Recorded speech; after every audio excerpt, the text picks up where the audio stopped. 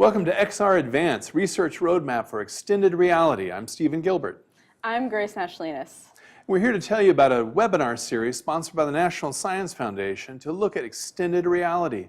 This was inspired by a workshop in 2017 where we got 40 academic, industry, and government people together to look at personalized and adaptive XR systems. XR can be virtual reality, augmented reality, or mixed reality. Have you heard of a personalized and adaptive system?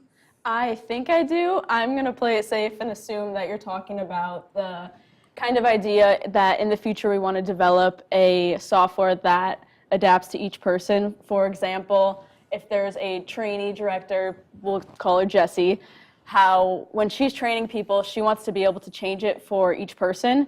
Like if there's one guy that is really excelled and he's doing really well, it'll make it a lot more difficult and he'll be able to get through it a lot faster.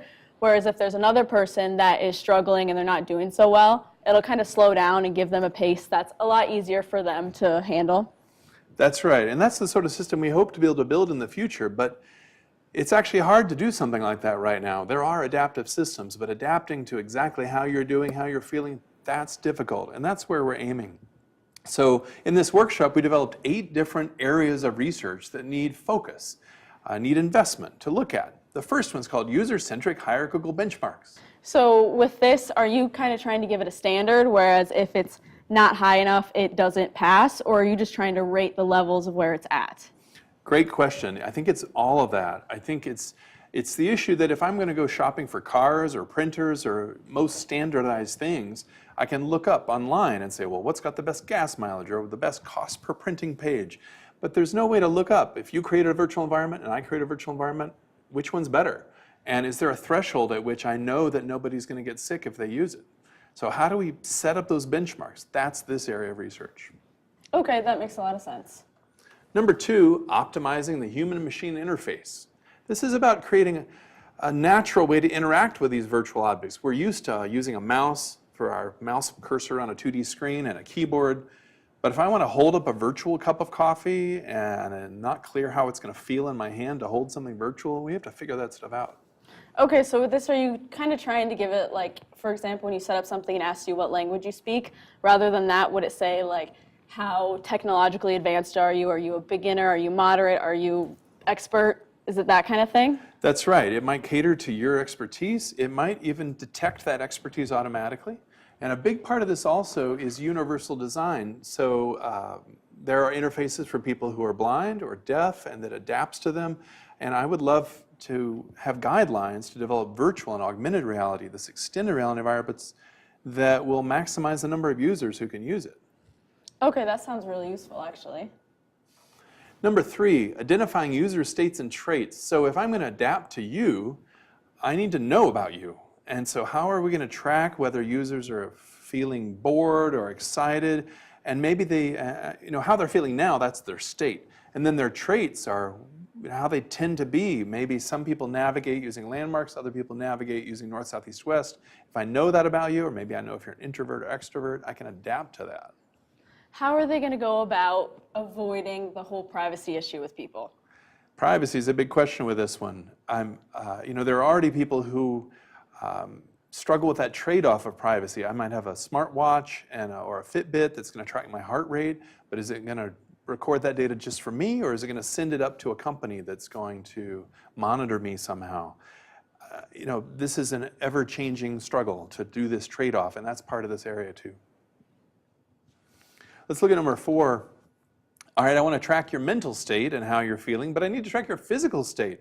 What if you and I are in different cities and we want to collaborate together and we want to walk around an environment together and I want to point at things and say, Grace, look at this. How are you going to know where my virtual finger's pointing?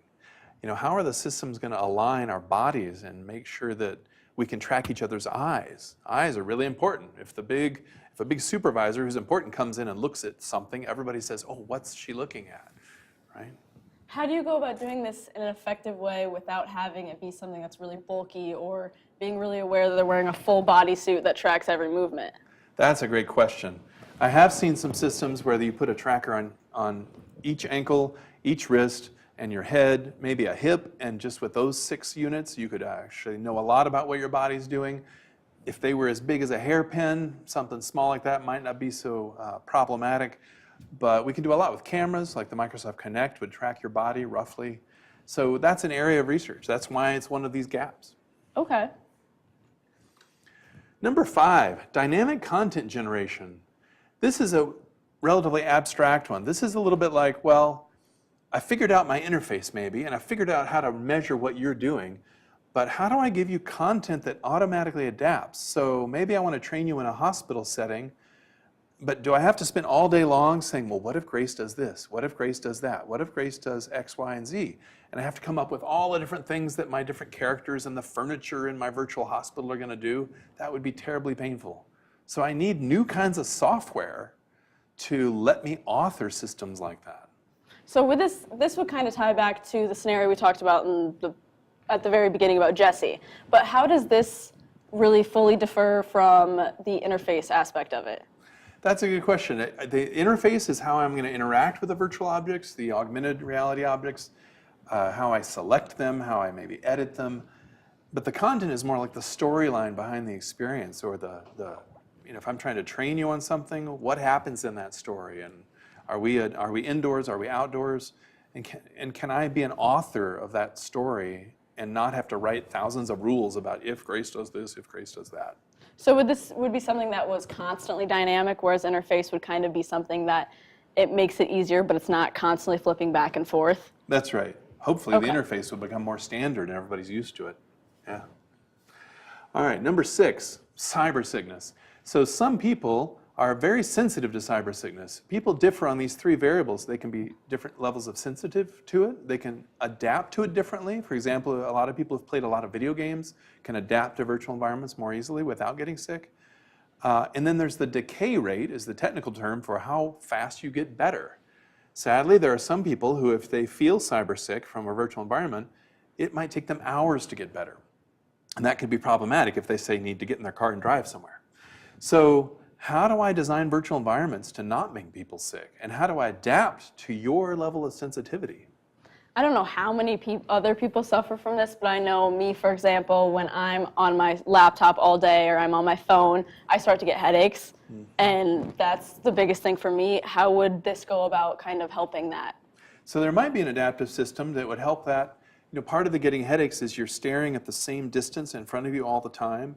And one way to relieve that is to go outside and look around, look at some trees that are in the distance, look at faraway things, clouds, and exercising those eyes simply can help with that sort of thing.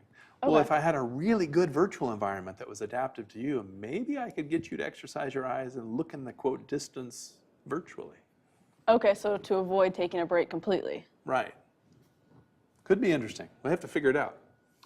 7, spatial cognition. So, here in the Midwest, we're around farms and they're oriented on a grid. People talk about north, south, east, and west a lot. But if you go into Pittsburgh or Boston, where the roads were based on cow paths, reportedly, then people don't speak like that. They talk about landmarks and turn left and turn right. So you might have a really different navigational style than me, and the interface should cater to that. So would this be something that would be useful to military personnel? For example, before they're deployed to a certain area, could they be put into a virtual reality system where they're getting to the medical center, they're going to somewhere for safety, they're going to an evacuation center, so they know all of that right when they get there rather than learning it as they go? That is a perfect scenario. I want to train you to get oriented to a city before you actually go there. And if I don't do the spatial cognition piece well, for example, if I'm just teleporting around, like a lot of VR games now let you teleport, and you're hopping, well, you're not building any spatial map of that environment. So that would not prepare you well. So we have to be able to do that. That sounds like something that actually maybe saves someone someday, or help a situation where they wouldn't know how to react. So that actually sounds really cool. Thank you. 8, social and behavioral factors. Pretty big. That to me kind of sounds like something that would be useful in helping somebody that has a mental disorder or struggles being around people or public settings, public speaking, that kind of stuff. Is that kind of where it's at? That is a great application of this. This is a bigger topic than just that because it would encounter everything from culture, like in some countries people stand closer together to talk, in the other countries they stand further away. In some cultures, saving face is very important, and amount of eye contact varies into what's normal. All of these cultural aspects and social factors we have to figure out in VR. Do you look somebody's avatar in the eye or not? But one of the great applications of this could be training for people who struggle to look in the eye or struggle to understand emotions. I could train you on emotions before you go out into the real world. That would be great. Could this someday kind of be evolved into something that would help somebody who, for example, maybe had like Asperger's? They weren't used to talking to people all the time, or they weren't used to meeting new people, so you could make them aware that they're in a sense like a type of video game or something that's not real, so they get used to it. That would help them meet new people in the future without having like kind of a breakdown or like a mental episode type of thing. Yeah, absolutely. It would be great to have an environment like this where they could try things out in a safe place. Exactly. This is, of the 8 areas, I think this is the biggest one, and it's the most confusing because it's a blend of engineering and sociology and psychology, but at the same time, it's got the most power to affect our lives. Sounds like it could make a difference in a lot of people's lives. That's right. So these are our 8 topics that you'll be hearing about in the XR Advanced webinar. We're going to have speakers from that workshop I mentioned, as well as their colleagues, come and give talks about what their research is now and how they're addressing these 8 topics. Thank you very much.